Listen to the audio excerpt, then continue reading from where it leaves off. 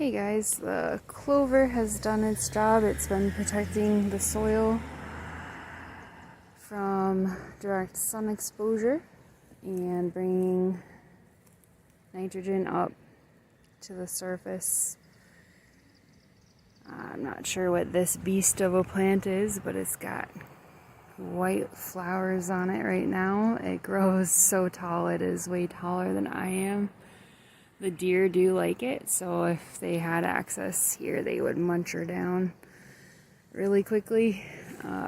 My peas have started to use it to climb on as well, so I'll have to be diligent in looking for the peas among the leaves of this beast. But I need to thin out a lot of this clover so I can plant some more and hopefully get a fall harvest. And they call it succession sowing, where you plant more of what you want every few weeks.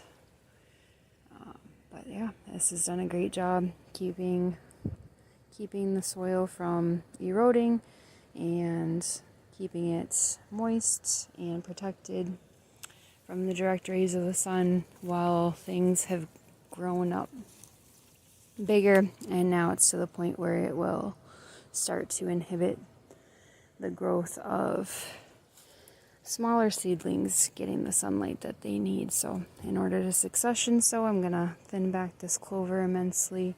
I've already done it on the other side. Again, this is probably something that people would consider a weed. If I could get it to focus, it has beautiful purple flowers on it. So purple being my favorite color, I'm not too keen on getting rid of it just yet.